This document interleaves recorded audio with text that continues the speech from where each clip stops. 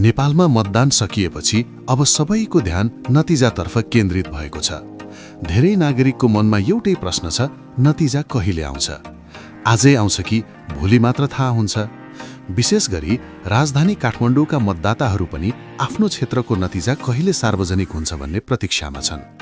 मतदान सकिएपछि सबैभन्दा पहिले मतदान केन्द्रहरूबाट मतपेटिका सुरक्षित रूपमा सङ्कलन गरिन्छ। ती मतपेटिका सम्बन्धित निर्वाचन क्षेत्रको मतगणना स्थलमा ल्याइन्छ। त्यसपछि राजनैतिक दलका प्रतिनिधि, निर्वाचन कर्मचारी र सुरक्षाकर्मीहरूको उपस्थितिमा मतगणना सुरु गरिन्छ।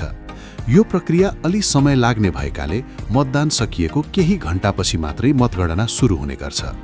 काठमाडौँ जस्तो ठूलो शहरमा धेरै मतदान केन्द्र र धेरै मतदाता हुने भएकाले मतगणना प्रक्रिया पनि केही ढिलो हुन्छ। त्यसैले सबै नतिजा एकैचोटि सार्वजनिक हुँदैन। तर मतगणना सुरु भएपछि केही समयमै प्रारम्भिक जानकारी भने सार्वजनिक हुन थाल्छ।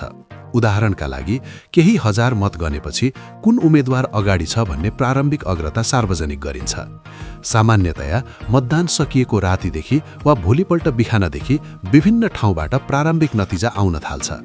काठमाडौँका सबै निर्वाचन क्षेत्रको अन्तिम नतिजा एकैपटक नआए पनि मतगणना सुरु भएपछि क्रमशः प्रत्येक क्षेत्रबाट कति मतगणना भयो, कुन उम्मेद्वार कति मतले अगाडि छन् भन्ने जानकारी सार्वजनिक गरिन्छ। यसरी नागरिकले आफ्नो क्षेत्रको अवस्थाबारे क्रमशः जानकारी पाउन सक्छन्। निर्वाचन आयोगले पनि समय समयमा आधिकारिक जानकारी सार्वजनिक गर्दै जान्छ। साथै विभिन्न समाचार माध्यम, टेलिभिजन, अनलाइन पोर्टल र सामाजिक सञ्जाल मार्फत पनि मतगणनाको अपडेट आउने गर्छ। त्यसैले सबै नतिजा नआए पनि नागरिकले देशभर कहाँ कति मतगणना भयो, कसले अग्रता लिएको छ भन्ने जानकारी निरन्तर प्राप्त गर्न सक्छन्। सारांशमा भन्नुपर्दा मतदान सकिएपछि तुरुन्तै अन्तिम नतिजा आउँदैन। तर मतगणना सुरु भएको केही समयपछि नै प्रारम्भिक परिणाम सार्वजनिक हुन थाल्छ।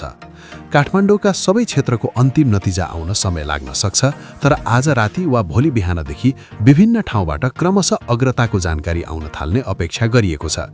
त्यसैले नागरिकहरूले धैर्यताका साथ आधिकारिक जानकारी र विश्वसनीय समाचार स्रोत मार्फत नतिजाको अपडेट हेर्न सक्नेछन्।